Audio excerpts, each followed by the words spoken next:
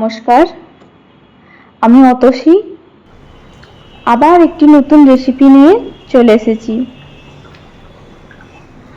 আজ বানাবো লাচ্ছা পরোটা।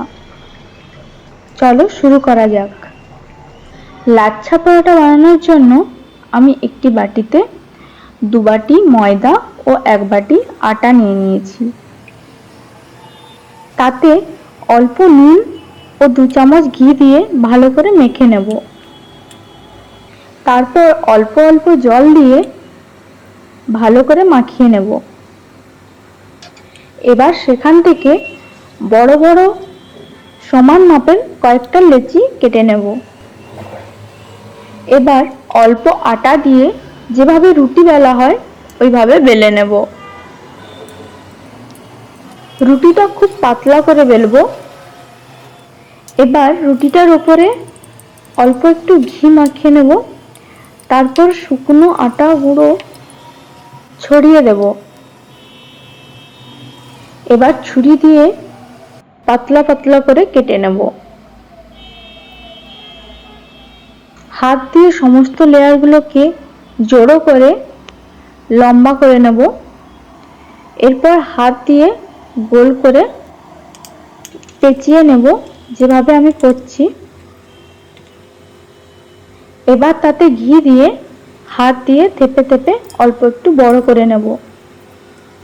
এটা একটু মোটাই হবে, আর আমি সাইজেও বেশি বড় করিনি। এই সময় কিন্তু বেলুনি দিয়ে বেলা যাবে না, হাত দিয়েই থেপে থেপে অল্প একটু বড় করে নিতে হবে।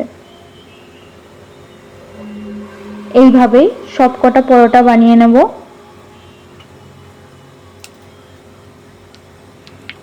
আমার সবকটা পরোটা তৈরি হয়ে গেছে। এবার কড়াইতে ঘি দিয়ে সবকটা পরোটা ভালো করে ভেজে নেব। আপনারা চাইলে ঘির পরিবর্তে সাদা তেলও ব্যবহার করতে পারেন।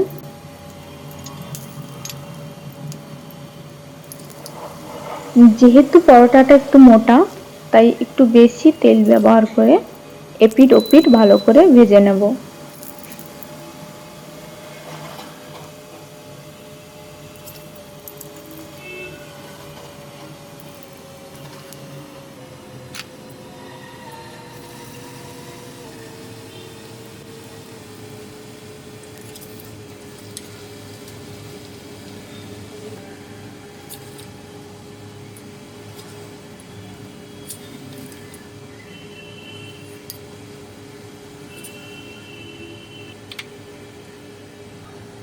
তোমরা দেখতেই পাচ্ছ পরোটাগুলো কি সুন্দর লেয়ার তৈরি হয়ে গেছে।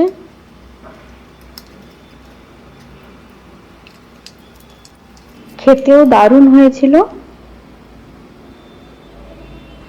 এবার এটা আমি হোয়াইট চিকেনের সঙ্গে সার্ভ করব। খুব তাড়াতাড়ি হোয়াইট চিকেনের রেসিপিটাও তোমাদের সঙ্গে শেয়ার করব। ভিডিও ভালো লাগলে অবশ্যই লাইক, কমেন্ট, শেয়ার করে দিও।